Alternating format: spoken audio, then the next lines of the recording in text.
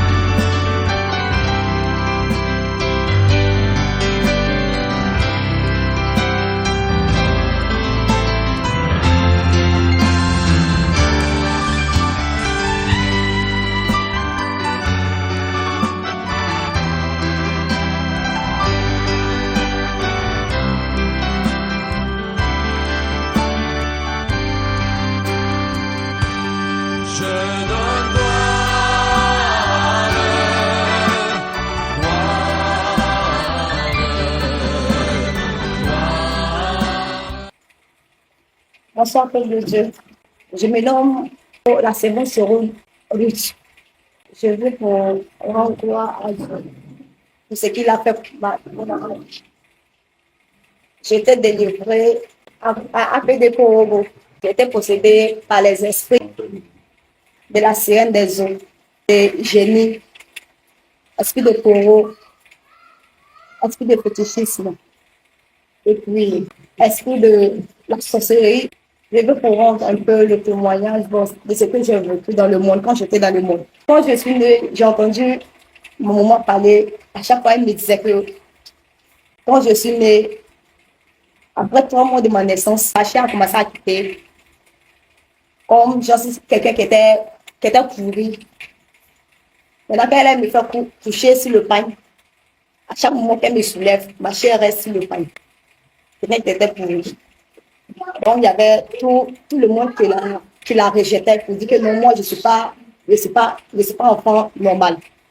Je suis enfant serpent. Maintenant, comme elle, bon, je ne sais pas ce qui l'allumait de se mettre dans la tête que non, moi, j'étais une enfant normale. Mais elle ne pouvait pas aller me jeter comme les autres serpents. Parce qu'elle avait eu à faire un enfant avant moi, un enfant serpent, un enfant qui n'était pas normal. Elle allait avec lui en brousse, ils l'ont fait partir. Et quand elle m'a mis au monde, quand ma peau a commencé à quitter, on dirait quelqu'un qui était brûlé. Donc on lui a dit que non, c'était la même chose. Mais elle n'a pas voulu croire. Elle est restée là avec moi jusqu'à... Elle sentait. Parce que j'étais pourrie, en fait. J'étais pourrie, ma chair qui fait. Elle cherchait des médicaments sur moi. Elle partait chez les féticheurs, chez les marabouts. Partout où elle pouvait, où elle espérait trouver un médicament pour me soigner. Et elle est arrivée chez un féticheur, chez un marabout. Je ne sais pas si c'était un marabout, mais elle a dit qu'elle est arrivée chez un vieux qui m'a soigné, qui lui a donné des médicaments. Et il a dit, l'enfant que vous soignez, de la manière où vous l'avez trop lavé avec les canaries, des choses qu'il ne fallait pas, parce que tout ce que ma maman souhaitait, elle voulait me voir guérie. La manière où vous avez lavé avec les médicaments, elle va pas entendre. Ça ne serait pas un enfant, bon, elle ne serait pas un enfant comme les autres. Elle serait un enfant à part par rapport aux autres. Donc, on ne peut pas dire non, ce n'est pas grave. L'essentiel, lui veut me voir être guérie. Pour que lui puisse m'envoyer en fait un jour. Donc, c'est dans ça. Ils sont restés jusqu'à... J'ai grandi avec 5 ans. 5 ans, on m'a fait partir chez la sœur de ma maman. où je partais avec les bœufs au champ. Je poursuivais les bœufs, je partais tout le temps au champ. Je pas avec une fille. Puis on partait. Et un jour, c'est comme ça, on est quitté au champ avec les bœufs, on est venu les attacher. Et puis on partait. Et la fille, moi j'étais devant elle, elle était derrière moi. Et le bœuf qu'on avait attaché à côté de nous, il y avait un bœuf il y avait un bœuf qui venait d'accoucher. Donc, il a mis son truc, cône, cône, dans son ventre. Donc, ça l'a percé. Elle est décédée. Donc, on est resté dans ça. Je ne pouvais plus dormir parce que je la voyais tout le temps dans mes rêves. Quand je veux dormir, je la voyais tout le temps. Donc, on m'a fait revenir encore. C'est pour bon. Et c'est dans ça. Je suis restée. Je n'ai pas voulu repartir chez la sœur de ma maman. Et quand je partais à l'école, on m'a envoyé à l'école. Je me suis limitée, je me suis arrêtée en classe de CM2. Parce que on disait que non, il y avait génie, il y avait génie. D'abord, même avant d'aller à l'école, j'aimais les filles déjà. Parce que j'ai travaillé avec la sirène des eaux.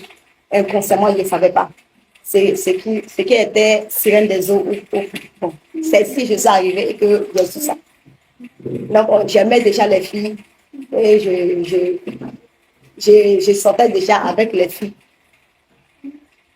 On couchait déjà ensemble, moi et puis les filles. Moi, je suis l'homme, l'autre est la femme. Souvent, elle est l'homme, souvent, je suis la femme. Et c'est comme ça, c'était jusqu'à ce que je parte à l'école. Arrivé au CM1, c'est là que j'ai connu garçon. Mais au moment où j'ai connu garçon, je ne couchais pas encore avec eux. J'avais les prétendants, on me draguait, les jeunes. Mais les jeunes ne me plaisaient pas en fait. Moi, j'aimais vraiment les vieux. Ceux qui étaient beaucoup vieux que moi. Parce que je ne sais pas pourquoi je les aimais. Mais les jeunes ne m'intéressaient pas. Parce qu'ils me disaient que non, ils ne sont pas matures. Donc moi, j'étais encore une petite fille. Pas petite. Et arrivé en classe de CM2, il y a les génies qui me faisaient tomber. Ils me frappaient tout le temps, je tombais. Donc, il y a mon maître qui a appelé mon père pour lui dire que ta fille, je ne sais pas ce que le corps là est fait pour elle. Il faut qu'elle arrête de venir à l'école parce qu'elle perturbe les trucs, comme on appelle, les coups. Et à chaque fois qu'on entend elle faire quelque chose, c'est elle qui tombe, tout ça fait truc, ça mélange les coups. Donc, il n'a pas me laisser. Il va commencer à chercher les médicaments. Et c'est comme ça. Avec les génies, je les entendais. J'entendais les génies me parler. Mais c'était pas aussi truc comme on appelle. De toute façon, je pouvais m'asseoir avec quelqu'un pour causer. Je pouvais être en train de dormir, soit si on me frappe, on me fait tomber. Là, ils me parlent et puis ils s'en vont. Mais ils aimaient que je sorte avec les hommes. Ils aimaient ça. C'est comme ça. Je suis restée. Et je partais, un point que mon papa m'a envoyé là-bas pour soigner, faire des génies, pour ne plus que je tombe, le fait que je tombe en bronze. Voilà, mon papa ne voulait plus ça, parce qu'il était fatigué de me voir tout le temps tomber. Donc j'ai arrêté le cours. Après 2 ans, je me suis mariée. Je me suis mariée à l'âge de 16 ans. Je me suis mariée avec un jeune. On est parti. Et c'est là, c'est comme si j'ai mis la même là, c'est maintenant même on l'avait provoqué. Parce qu'il a dit que je pouvais coucher avec les hommes, je peux faire tout avec les hommes, mais je ne devais pas me marier parce que moi, je suis mariée à lui. Donc c'est dans ça, quand je me suis mariée, 2 mois plus tard. Et malgré que j'étais mariée, mais je couchais toujours avec les hommes. Étant dans le mariage, je couchais toujours avec les hommes. Quand lui, il me laisse et puis il va au travail, je trouvais toujours des hommes pour coucher avec eux. C'était comme ça ma vie. Donc, un jour, 2e mois, Il a fait un mois, deuxième mois. Il a dit que trop, c'est trop. Parce que de la moyenne, moi, je tombe devant ses amis, devant ses collègues de travail. Lui, il n'aime pas. Il a dit que non, c'était une honte pour lui. Lui ne peut pas me laisser avec lui encore. Mais il y avait un de ses amis qui, qui était au courant que moi, je sortais avec les hommes quand il n'est pas là. Donc, il m'a fait venir. Et tous mes bagages qu'on m'avait passé avec, lors du mariage, on m'avait passé avec des bagages. On a tout laissé là-bas, donc il est venu le poser auprès de mes parents. Et puis, avec le genou, je n'arrivais pas à coucher avec lui. Parce que lui, j'étais mariée avec lui, donc le genou n'aimait pas ça. Donc, même pas, c'est même pas arrivé une fois même que je couche avec lui. Parce que quand je veux coucher avec lui, le genou le fait d'une manière. Donc, je vois son visage bizarre. Donc, je n'arrivais plus à coucher avec lui. Je n'arrivais pas à coucher avec lui. Donc, il est venu de poser auprès de mes parents et puis il dit que non, moi ici, je suis garçon. Il n'a pas sonné, il est fille garçon. Et puis, il est parti. Elle est passée, il n'a plus rappelé. Il n'a plus cherché à me voir, à me contacter, ni même à envoyer mes bagages. Tu es resté là-bas. C'est à s'ouvrir. Tu es resté là-bas. Donc, je suis venue. J'ai fait 2 mois à la maison. Et puis, mon maman a cherché travail. Elle dit, ah, mais comme tu ne vas pas à l'école, tu ne peux aussi marier. Il faut que tu commences à travailler. Les deux, il n'y a pas de souci. Donc, c'est là, elle est partie. Donc, tiens, elle allait chercher un travail pour moi là-bas. Et quand elle a eu le travail, il a dit que non, je peux venir travailler. Je suis partie. Je commençais à travailler chez lui 2 mois plus tard. Il a appelé maman pour dire, ah, ta fille, depuis qu'elle est arrivée chez moi, j'ai vu que mon hôtel, de la manière, ça marchait pas. Depuis qu'elle est arrivée chez moi, ça marche beaucoup. Il y a beaucoup de clients et puis l'argent rentre. Et moi, j'aimerais qu'on soit ensemble et puis partir. Maman dit, ah, tout dépend de moi. Tout dépend de moi. Si moi, je veux l'accepter, si je veux, je n'ai pas aussi l'accepter. Et tout va dépendre de moi. Quand je on est resté, je n'avais pas de téléphone. En ce moment, le téléphone tactile venait de sortir, en fait. Donc, il a acheté un téléphone pour moi. Et c'est comme ça, on s'appelait tout le temps. Jusqu'à ce qu'on puisse avoir des disputes à l'hôtel là-bas. Et les autres filles disaient que non, moi, je venais d'arriver et puis c'est moi qu'il a choisi. Et non, c'est pas, elle ne veut pas. Et c'était devenu des disputes entre moi et les filles, on ne s'attendait plus. Donc, je suis venue, j'ai dit à mon papa. Elle a dit que c'est comme ça, comme je allais les trouver là-bas, c'est comme ça, de ne plus aller au travail, de partir ici, boiter.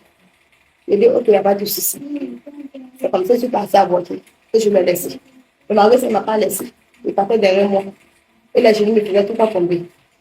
Et quand dans son hôtel, les genoux me faisaient tout le temps tomber. Et lui, il m'envoyait à l'hôpital. Parce que non, c'était une maladie d'hôpital. Je pense que ce n'était pas le cas. Ce n'était pas le cas. Moi, je savais ce qui était derrière moi. Mais après, sa maman lui a expliqué, ah, elle a des genoux, voilà, c'est ça qui fait ça.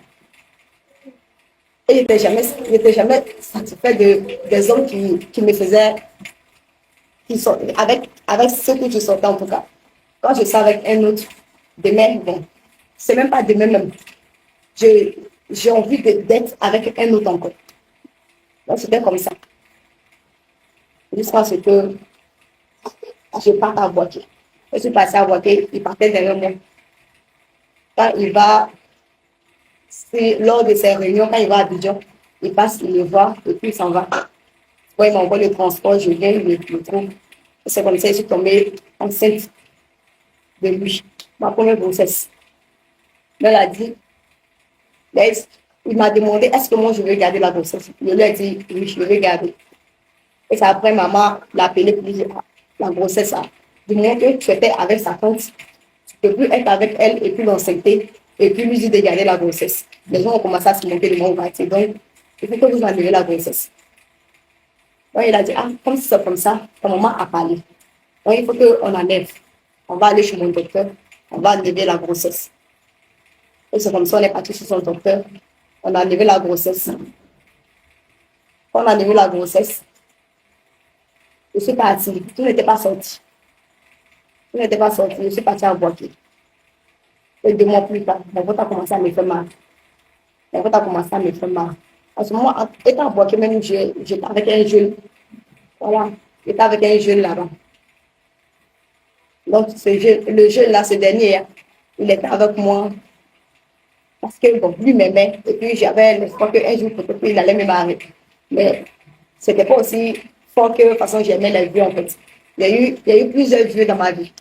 Donc, le premier que j'ai eu, c'est celui que je suis en train d'expliquer. Donc, il a eu d'enlever. Donc, après 2 mois, mon ventre a commencé à me faire mal. Et on m'a pris pour aller au CHU de Boaké. C'est là ils ont dit que, à l'hôpital là-bas, ils ont interdit les avortements. Les avortements, on fait plus. On ne peut pas laver dans mon ventre. Et c'est comme ça, on est parti. Et heureusement qu'il y avait un monsieur qui était là.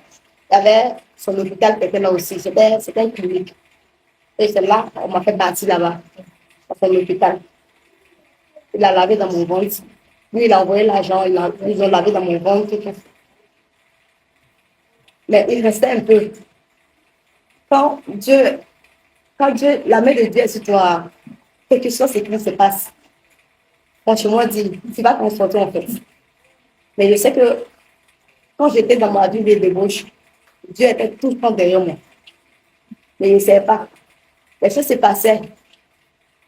Je voyais, mais je me disais, mais pourquoi moi je ne reste pas dedans? À tout moment, j'ai arrivé à m'en sortir. Et quand il a lavé, il a dit que non, s'il te plaît, ma fille, si tu peux m'enseigner encore, il ne faut plus essayer d'enlever, il faut laisser. Il faut accoucher. Accoucher-moi là, c'est pas grave. Et mais, moi, je vais laisser une grossesse et puis gâcher ma jeunesse. Et les hommes que moi je sors là, il a des passants à côté de elle. Et puis, il va pas faire ce que moi je veux. Et puis, je vais garder la maison. C'est pas moi. Et je suis sortie de son hôpital. Et je suis sortie. J'ai eu une deuxième grossesse encore avec le jeune que j'étais à Boaké. Lui, il a dit, on n'a qu'à enlever. Mais donc, il n'y a pas de souci. Comme tu viens, on n'a qu'à enlever, on va enlever. Et de toutes les façons, c'est pas... Toi, j'espère pas enfant avec toi, en fait. Mais comme ça arrivé, hein, on va enlever. Donc, c'est comme ça, on est parti chez un monsieur. Le monsieur a donné les médicaments. On a annulé la grossesse. Quand j'ai fait le médicament, le sang commençait à couler. Et j'ai saigné 1 mois, 2 semaines. Le sang ne s'arrêtait pas. Donc, on est passé à l'hôpital. Et un jour, je me suis évanouie dans l'église où je partais, l'église évangéliste. Je partais dans l'église évangéliste. Donc, j'étais chez mon pasteur là-bas. Il avait dit que j'allais rester chez lui. Donc, il fallait rester chez lui. Je travaillais chez lui comme une servante. Et étant comme une servante, je l'ai expliqué, il est sans enceinte. Celui qui m'a enceinté, il a demandé à ce qu'on enlève la grossesse. Là, chez lui, on n'enlève pas la grossesse. Parce que c'est pas ce que Dieu a dit. Même s'il n'a pas encore marié, qu'il m'a enceinté, moi, de laisser la grossesse. Okay. Et moi aussi, j'essaie de faire quelque chose avec la grossesse chez lui. Et quand chez lui, ça ne va pas quitter lui, ça va rester. Et c'est comme ça, bon, je n'ai pas écouté. J'ai fait le médicament, ça n'a pas passé. C'est quand je suis allée chez ma grande soeur que j'ai essayé le médicament parce qu'il était à 4 mois déjà. J'ai essayé le médicament et puis il a commencé à saigner. Saigner pas possible. C'est-à-dire, le sang coulait, on dirait l'eau de robinet, de façon l'eau de robinet venait. Je ne pouvais pas, même si je m'assois là, je ne peux pas, et c'est sale. Ma grand-mère ne savait pas, elle ne connaît pas comment c'est. Donc, on a enlevé, je suis partie à l'église et je me suis évanouie là. Ils sont passés moi à l'église, à l'hôpital. On l'a appelé pour dire, la fille que tu as enceintée et que tu as voulu avorter, la faire avorter, elle est à l'hôpital, il faut venir la voir. Il dit non, il ne peut pas venir, lui le complice. Il ne peut pas venir. Ça, la fille m'a dit, t'as vu, non? Souvent, quand on vous dit de bien faire les choses là, vous pensez que non, les gens n'aiment pas votre affaire ou bien c'est rentré les autres. Elle a expliqué ça comme ça. Et je me suis sentie mal. Après ça, en ce moment, après ça, mes parents m'ont appelé parce qu'il y avait mon affaire de génie qui continuait toujours. Moi, j'étais avec les hommes, mais quand j'explique à un homme, moi, il y a un génie qui me fatigue beaucoup. Mais il me dit que, comment on appelle? la personne avait tout le temps peur d'avoir des rapports avec moi. La personne avait tout le temps peur. On lui disait qu'il rassurait la personne. Parce qu'il y avait quelque chose en moi qui m'élimine à ça, je ne sais pas. Mais la sirène des eaux, en tout cas, elle me faisait faire les choses pas possibles. Moi, je savais qu'un homme, souvent, pourquoi les hommes n'arrivaient pas à me quitter? Parce que ma manière d'être au lit, ça les plaisait beaucoup. Surtout les vieux. Donc, c'est comme ça que je suis venue. C'est pour aller, on a fait des trucs de fétichistes. Genre, on a fait les bases. Comment on appelle ça même? Des pierres. On a fait des trucs taillés pour que je puisse chanter en fait. Parce que je voyais les choses que le génie voulait en fait. Comment il aussi m'expliquait comment on allait faire tout ça là. Voilà, c'est comme ça. J'ai eu à expliquer au petit cher comment il va faire pour que moi je puisse chanter. Et c'est comme ça, il a fait les dessins de les génies, de tout. Il y avait une fille aussi qui était là. Elle était quittée chez elle au Burkina pour venir. Elle fétichait aussi. Donc, je me promenais avec elle de ville en ville. Chanter pour les gens, quoi. Où on allait arriver et puis pour pouvoir avoir beaucoup d'argent, en fait. C'est le point qu'on cherchait, en fait. Donc, on est parti. C'est un jour, elle m'a dit, Ruth, toi là, tes génies m'ont dit que tu n'es pas une féticheuse. Que non, tu es une commerçante. Il faut que tu fais le commerce de pain. Je dis, t'es sûr, t'es sûr. Elle dit oui, elle est sûre. Elle est sûre de ce qu'elle dit. Je dis, d'accord, ok, il n'y a pas de souci. Donc, je vais retourner sur Boaké. Donc, il faut que tu partes m'accompagner à Boaké. Et puis, expliquer ça à mes parents que non, que je ne veux pas que je chante. Parce que moi, je faisais quelque chose que moi-même, mon cœur n'était pas dedans. Je sais que lui, il n'a pas dit ça en fait. Mais il a dit de faire des choses pour l'adorer, en fait, pour déposer dans la maison et puis tout le temps aller lui demander, le mettre en genoux, le prier. Ah, moi, je m'en vais dans tel point. Il faut que si j'arrive là-bas, ça se passe comme ça, ça se passe comme ça. En tout cas, tout ce que moi je disais là, ça se faisait. C'est comme si le génie même le quittait, mais tout le temps près de moi. Tout ce que moi je disais, ça s'accomplissait. Mais je n'appelais pas le nom de Dieu, en fait. J'appelais tout le temps le nom. Le nom de mon génie, telle personne. Il faut que cela se passe comme ça, parce que moi, je veux. Et c'est comme ça que ça s'est passé aussi. Donc, elle est revenue à moi à Boaké. Elle m'a accompagnée chez ma grande soeur. C'est comme ça, chez ma grande soeur, elle a expliqué la situation de ma grande soeur. Ma grande soeur dit, il n'y a pas de souci. Elle était restée sur Boaké. Étant à Boaké, même là, je me promenais, il y avait 5 ans à Boaké. Je me promenais pour travailler chez les gens. Comme une servante. Je travaillais chez les gens comme une servante. Et là, tous mes patrons voulaient de moi. Partout où j'ai passé pour travailler, là, mes patrons voulaient de moi. Parce que où j'ai travaillé, ce n'était pas dans les petits coins où on paye 15 000, on paye. Non, ce n'était pas des coins comme ça. C'était les grands coins. Bon, les hommes riches. Et le directeur voilà, j'ai travaillé chez eux. Ce pas des grands types, j'ai travaillé chez eux. C'est comme ça. Un jour, mon patron m'a dit, il m'a dit que non. Est-ce que j'ai divergé? Pourtant, moi, je connaissais déjà ses pensées, ce qu'il voulait me dire. Et mais est-ce que j'ai divergé? Il dit non, je ne suis pas divergé. Il a dit non, je ne suis pas divergé. Il dit, d'accord. Non, on va rentrer dans la chambre et te contrôler pour voir si tu n'es pas divergé. Il a dit, tu vas faire ça.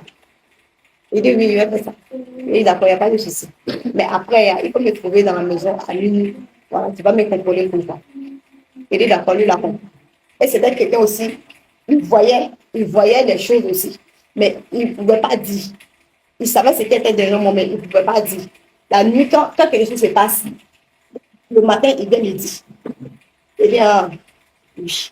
Il sait, mais moi, quand il vient me dire comme ça, je ne peux pas lui donner de réponse parce que je sais que ce qu'il a dit, c'est vrai. Donc, c'était comme ça. Jusqu'à ce que, voilà, je reviens chez ma grande soeur. Je suis revenue chez ma grande soeur. Elle dit, mais comme c'est comme ça, là, Il faut que tu essaies de rentrer en famille. Parce que moi, je vois que depuis que tu es ici pendant 7 ans, il n'y a rien qui n'avance, il n'y a rien qui...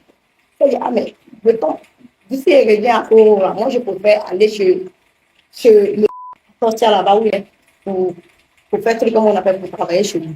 Donc, je vais l'appeler. Comme j'ai encore son numéro là, je vais l'appeler, lui expliquer la situation. Donc, j'ai appelé. Il dit non, tu peux venir rester. Et je suis venue, il prend de me trouver ici pour on allait repartir ensemble à Tortia. Et il devait passer à Tortia, il avait une réunion à Tortia. Donc, on est parti ensemble, moi et lui. Et son chauffeur, c'est 2 chauffeurs en fait. Avec lui, avec une de ses tantes. On est parti. Quand on est parti, arrivé là-bas, il m'a dit, ah, là, tu vas rester ici. Mais tu n'as pas le droit d'avoir un autre gars à part moi. J'ai dit, d'accord, ok, il n'y a pas de souci. Donc, je dormais chez lui. Quand il est là, je viens chez lui. Quand il n'est pas là, je reste là où la maison qu'il m'a donnée, pour moi-même, où il m'a donné, où il m'a logé en tout cas. C'est là-bas que je restais. Et c'est comme ça, c'était. Un homme vient vers moi, je lui dis, ah, je suis avec monsieur. La personne s'est retirée. Quand un homme vient, je lui dis, je suis avec monsieur. Et ça a pris torture. C'est la chérie de mes bébés qui m'a accouché. Pendant ce temps, il a mis des gens sur moi pour me surveiller, sans qu'il soit au courant. Donc, quand il arrive, je vais le trouver, et puis il fait son séjour. Moi, je reste avec lui jusqu'à ce qu'il parte. C'était comme ça. Chaque fin du mois, il me payait. Mais je ne touchais pas mon salaire.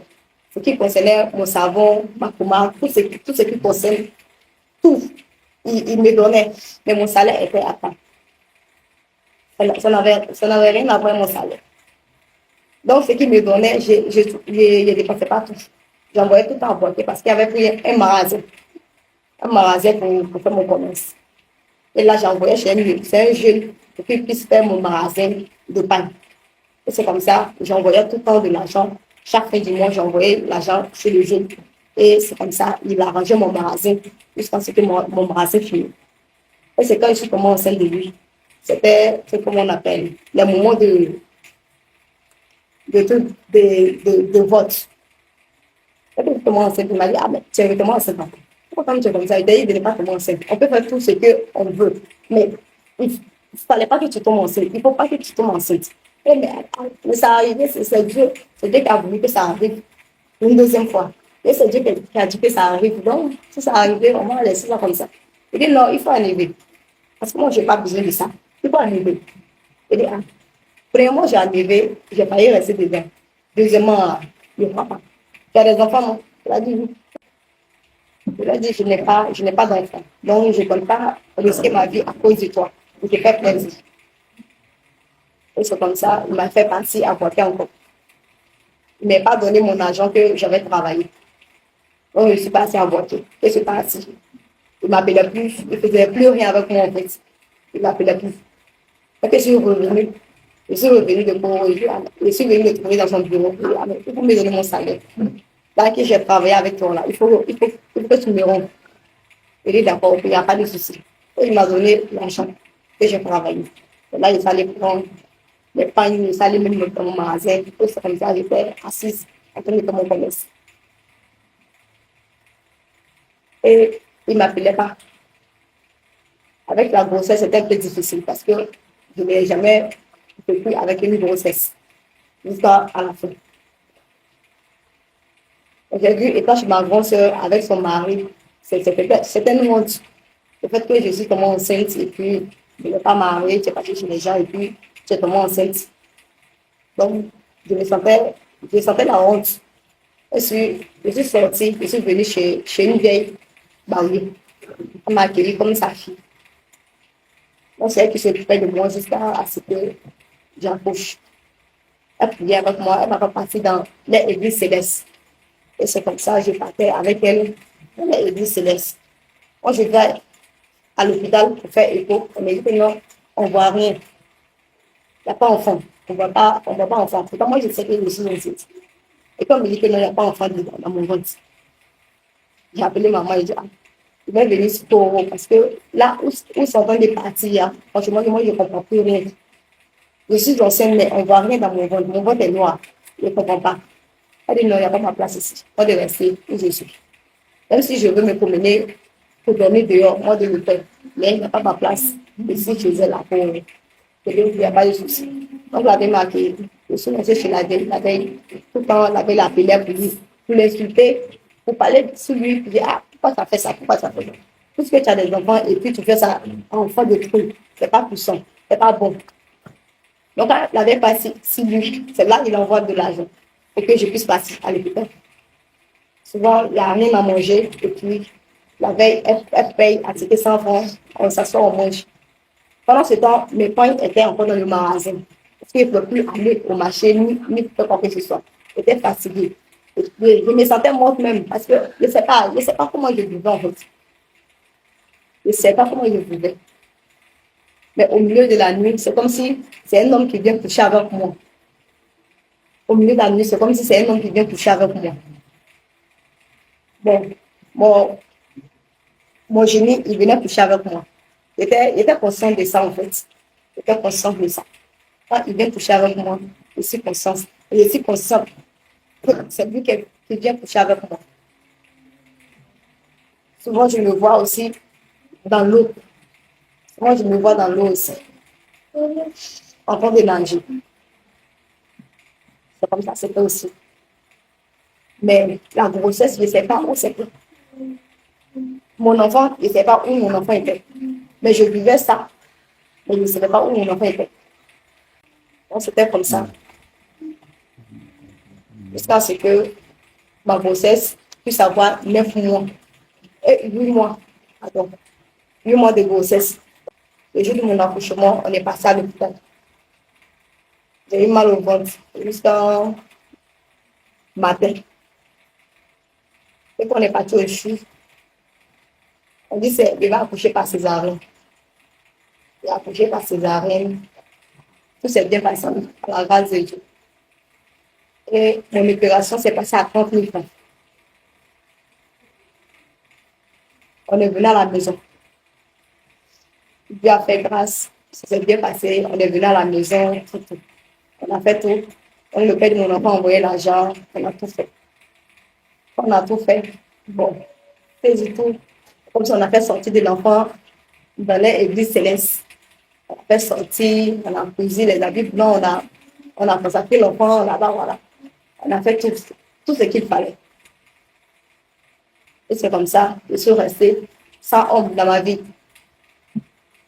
Mais depuis que je suis restée sans homme dans ma vie, il y a un homme qui venait me visiter chaque nuit. Il venait me visiter chaque nuit.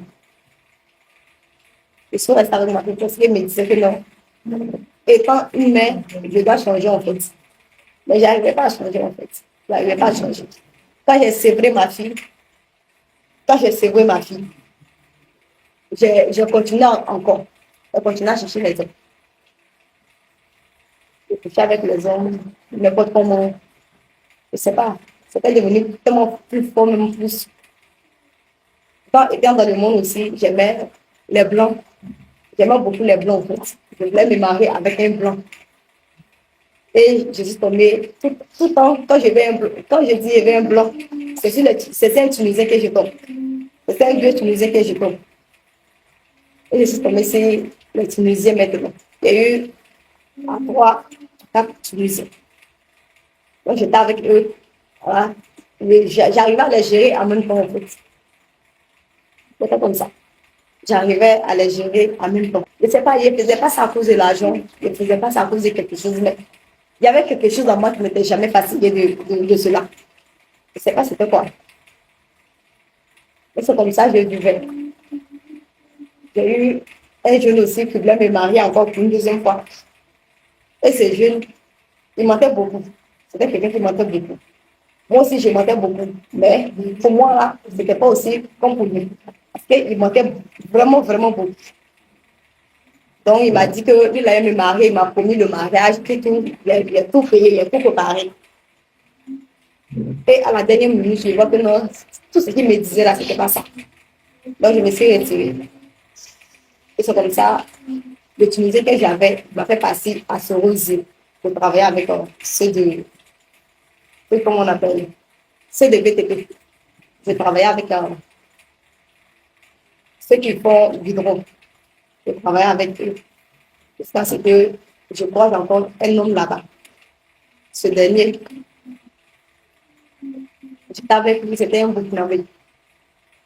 J'étais avec lui et puis on était ensemble jusqu'à on était ensemble, on a fait 2 mois, on partait, on voyageait, on partait dans les coins pour dormir, on partait passer, bon, on n'était pas mariés, mais on se disait que non, ce sont des vacances qu'on devait passer à deux. Donc on partait dans les coins pour passer les vacances. On va, quand je mentais à mes parents que quand on veut partir comme ça, je mens à mes parents que moi je m'en vais dans tel coin, on m'a appelé là-bas, on m'a appelé là-bas, il faut que je parte là-bas. Puisque j'étais chez la vieille, chez la vieille que j'étais là, que j'ai accouché. Il y avait sa fille qui m'a pris comme sa soeur. C'est elle qui avait payé les berceaux, les trucs de ma fille, c'est elle qui avait fait tout de ma fille. Donc quand je vais partir, j'appelle mes parents, je dis, il y a tel, il y a ma soeur là qui dit de partir là-bas, il y a la fille de la vieille qui dit de partir là-bas, tout ça là. Et puis on s'en va. Quand on va, je laisse ma fille. Dis-moi que je faisais mes bêtises, mais ma fille n'était pas dedans. Je la laissais tout le temps à la maison et puis je me cherchais. Quand je vais chez un homme, je vais pour dormir, je me couche. Et puis ma me couvre. Et que soit ce que moi je fais, elle, c'est pas son problème. L'essentiel, moi, de lui donner de l'argent. C'est tout ce qu'elle souhaite. Et je me prostitue. Et je couche avec des hommes pour qu'on me donne de l'argent. C'est pas son problème. Mais il fallait que moi je vienne lui donner de l'argent. Et c'est ce que je faisais.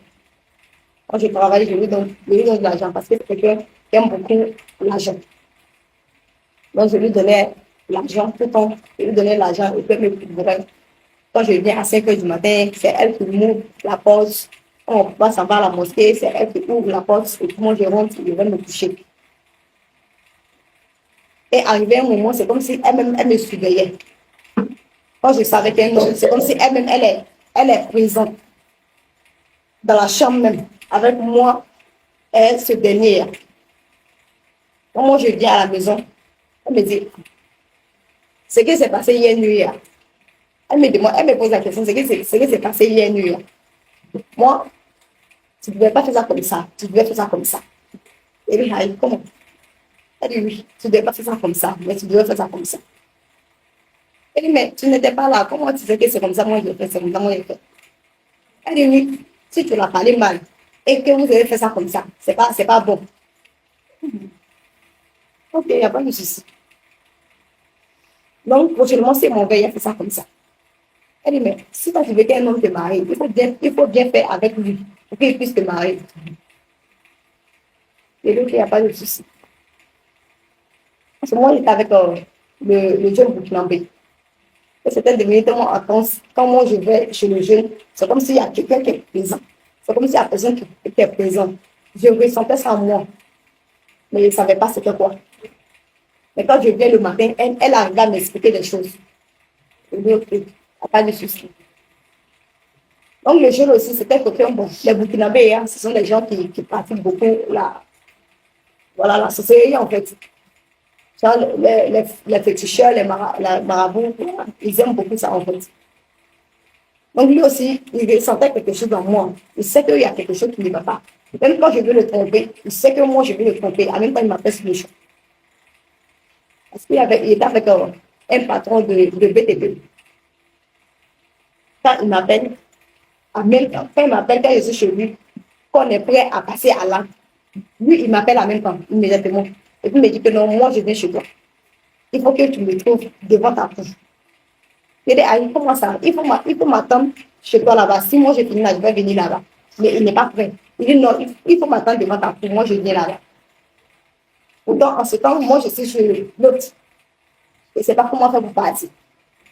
Donc, s'il est là. Je ne sais pas comment faire pour partir. Donc, je demande au monsieur que, il faut que je parte parce qu'on m'a appelé à la maison. Si je ne suis pas arrivée à temps, il y a quelque chose qui va se passer.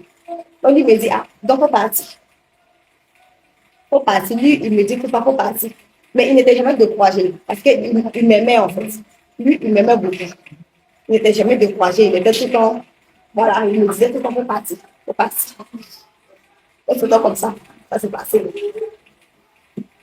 Lui, c'est ce que je tombe enceinte de monsieur burkinabé, le jeune burkinabé en fait. Quand je tombe enceinte de lui, il a eu à le tromper avec son ami. Donc, il a dit que, comme je l'ai trompé avec son ami, c'est que la grossesse n'est pas de lui. Mais la grossesse, c'est pour son ami.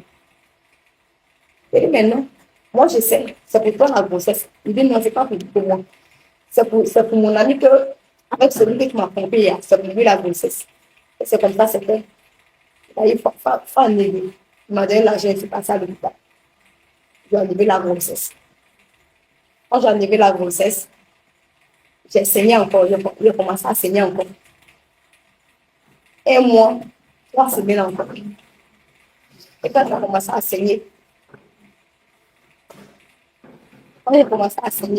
je lui ai dit, ah, mais je saigne, ça ne peut pas s'arrêter. Il faut que tu me donnes de l'argent pour que je parte à l'hôpital, pour qu'on puisse me donner des médicaments pour que ça arrête. Ça s'arrête. Il dit, non, lui, il ne peut pas me donner de l'argent. Celui qui a fait ça, et puis moi, j'ai annulé la grossesse. Comment il est passé de le voir? Il dit, non, mais lui n'a rien à voir. C'est moi qui étais trompée avec lui, mais ce n'est pas pour lui la grossesse. Mais c'est toi même qui m'as donné l'argent pour aller annuler la grossesse. Et c'était comme ça. Quand il a annulé la grossesse, quand je suis partie, je lui ai dit, ah, il faut me donner l'argent pour que je puisse aller pour prendre des médicaments pour que le sang s'arrête. Il refuse. D'accord, il n'y a pas de souci. Moi, je suis venue rester chez moi. Je me suis mélangée chez lui. Un mois encore, il m'a rappelé. Il dit non, mais donc tu avais dit que toi, tu es fâché quoi. Tu es fâché quoi. Moi, il te dit qu'il ne te donne pas l'argent là, donc tu es fâché, tu es resté chez toi. Il dit oui. Mais puisque tu m'as senti et puis tu m'as dit d'enlever. Là, il y a un problème. Tu me dis que le monde est parti chez lui, qu'il était trompé. Ça n'a rien à voir. Donc, c'est comme ça. C'était comme ça. Et elle m'a donné l'argent. Je suis partie à l'hôpital. On m'a donné le comprimé. Le sang s'est arrêté. Quand le sang s'est arrêté, je ne voyais plus mes morceaux. Je ne voyais plus rien. Et mon ventre a commencé à devenir un peu gros. Comme si quelqu'un qui était enceinte. Donc, je suis passée à l'hôpital. Je lui ai dit, ah, mais je ne vois plus mes morceaux. Ça fait longtemps que je ne vois plus mes morceaux. Et mon ventre commence à être bizarre. Donc, il faut que tu me donnes de l'argent pour que je puisse aller faire l'écho pour voir ce qu'il n'y a pas dans mon ventre. Donc, il m'a donné l'argent. Il m'a remis l'argent d'aller passer l'écho. La radio. Bon, c'est l'écho. Donc, il allait faire écho. Hein. Mais que non, là où le sang vient, le sang coule là-bas était affecté. Ça a affecté. Et puis, c'est comme on appelle, le sang ne pouvait plus couler parce que là où c'était, il y avait plus d'espoir en fait. Il n'y avait plus d'espoir que je puisse faire enfant encore. Et puis, le sang ne pouvait plus venir. C'était fini pour moi comme ça. Et j'étais là. Je regardais, j'étais sur, comment on appelle le téléphone, YouTube. Et c'est comme ça que j'ai entendu le témoignage, j'ai écouté le témoignage de Marie de Mandela. Elle dit, mais son histoire avec moi, c'est pareil. Même si je n'ai pas le nom prostitué, c'est comme si j'ai pratiqué ça. Puisque je n'ai pas pu être avec un seul homme, mais avec plusieurs hommes en même temps. Ce qui veut dire que non, je suis une prostituée aussi. Il faut que je parte là-bas. Il faut que je parte aussi dans l'église. Et c'est comme ça que j'ai pris le numéro. Mais moi, que j'ai pris le numéro, je n'ai pas appelé immédiatement. J'ai attendu des mois encore, des mois avant d'appeler. Quand j'ai appelé, j'ai appelé à Abidjan. Et puis on m'a donné le numéro de le prophète approche Paris. Et c'était comme ça, je l'appelais. J'ai pris le temps même de l'appeler encore. Quand je l'ai appelé, il m'a dit, moi, de venir en même temps. Et comme je travaillais dans une pâtisserie, c'était difficile de prendre, voilà, de demander la permission avant de sortir. La pâtisserie. Bon, comme lui aussi, il aimait tout le temps qu'on parte en voyage pour deux, pour vivre la belle vie. Et il m'a fait repasser encore. J'ai laissé en fait des églises là encore même. Il a laissé tomber. Et puis je suis repassée avec lui. J'ai oublié ce qu'il m'a fait là même. Parce que je n'avais plus où mettre ma tête parce que c'est un jeune même que j'ai beaucoup aimé aussi. Quand les vieux, hein, moi j'ai aimé, je l'ai aimé aussi. Et on est parti. On a passé la belle vie et puis on est revenu. On a passé les jours qu'on devait passer et on est revenu. Quand on est revenu, j'ai senti à moi qu'il y avait quelque chose qui me manquait. Quand je regarde les témoignages, ça me touche. Quand je regarde les témoignages, ça me touche. Jusqu'à ce que moi, je tombe un jour, c'est un témoignage où le monsieur parlait, lui, il est parti au ciel et lui, il a visité l'enfer. L'enfer existe vraiment. Ceux qui pratiquent l'impudicité, tout ça, la quoi, tout ça, là, il a tout détaillé, il a tout expliqué. Et je me suis sentie dedans. Et mais ça va même, c'est que moi je suis en train de faire. Si moi je meurs au jour, donc immédiatement je pars en enfer. Je ne vais pas rester juste à cause du plaisir du monde et puis aller en enfer. Moi je ne peux pas ça. Et c'est là que j'ai appelé le prophète. Il m'a indiqué le point et je suis venue. Quand je suis venue, on m'a expliqué comment je devais faire, comment je devais faire pour être délivré. Je devais passer par la délivrance pour être délivré. Mais là, je voyais que c'était trop. Quand je suis venue, j'ai dit, après que, mais en fait, moi j'ai une date que moi j'aime beaucoup. Je ne veux pas le quitter. Et si moi je le quitte, ailleurs mourir. Il dit, ma fille, il dit, il faut venir faire ta délivrance seulement. Je ne croyais pas. Je ne croyais pas si ça pouvait arriver à ce que moi j'oublie ce jeu-là, ce dernier-là, un jour. C'était même pas dans ma tête, c'était même pas dans mon pensée. Que je pouvais même le quitter un jour. Que je suis venue. Mais vous venez faire ta délivrance. Que je suis venue. J'ai fait ma délivrance. Mais j'ai pris le temps même avant de venir faire ma délivrance. J'ai pris le temps. Je venais à l'église rarement. Je venais peut-être une fois dans le mois, une fois dans le mois, une fois dans le mois. Je venais au culte. Mais je repartais. Je repartais. C'est quand j'ai senti à moi que non, il y a quelque chose qui me manque là. Il faut que je vienne chercher ce qui me manque réellement. Et puis je suis venue, j'ai fait ma délivrance. Quand j'ai fait ma délivrance, c'est comme si, oui, c'est comme si, c'est que moi je faisais la même là, c'était du c'est comme si ça ne s'est jamais passé en fait. C'est comme si ça ne s'est jamais passé. J'ai tout oublié. L'impudicité, les hommes m'énervaient, même actuellement. Peut-être que, bon, actuellement, il veut dire que les hommes m'énervent, mais ils ne m'énervent pas comme façon, bon, comme je venais de faire ma délivrance, comme je venais d'avoir ma délivrance. Et il a commencé à couper le contact avec lui. Quand il m'appelle, il rapproche. Quand il m'appelle, il rapproche. Et un jour, comme ça, il a eu à donner mon numéro à son ami. Et son ami m'a appelé. Il m'a dit, mais qu'est-ce qui se passe? Et au moment où je ne l'aimais plus, c'est là lui m'aimait beaucoup. Lui m'aimait plus. Il ne pouvait pas donner, tant qu'il ne m'a pas appelé. À chaque fois, il m'a appelé. À chaque fois, il m'a appelé. Donc moi, je ne décrochais plus ses appels. Parce que l'homme de Dieu avait dit que si tu fais ta délivrance, tu ne dois plus aller avec un homme avec qui tu n'es pas encore marié. Si tu t'en vas avec lui, c'est comme si c'est les portes que tu vas ouvrir encore pour que le démon puisse avoir accès à ta vie encore. Mais ils vont venir plus qu'avant. Mais ils vont venir plus fort. Et dit, ça, on ne peut pas faire une erreur et puis revenir encore voilà, dans ça. Et puis ça me fait plus. Donc, j'ai tout arrêté avec lui. Mais il n'était pas content. Il m'insultait. Même le jour de mon baptême, il m'a appelé. Il dit, faut me trouver. C'est-à-dire, la veille de mon baptême, il m'a appelé. Il m'a dit, non, faut me trouver dans tel coin. Moi, je vais venir. Il dit, non, il ne peut pas venir. Donc, il a donné le téléphone à son mamie. Son mamie a insisté jusqu'à ce que moi, je parte. Et je suis partie. On a eu à causer.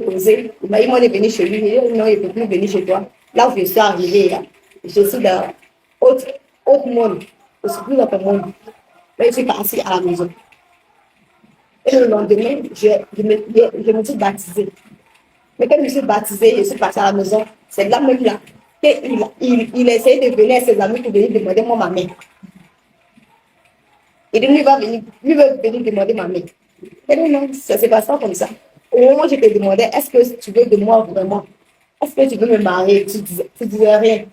Maintenant que, comment on appelle, maintenant que j'ai pris autre route là, c'est là que tu as venu dire que non, tu veux me marier.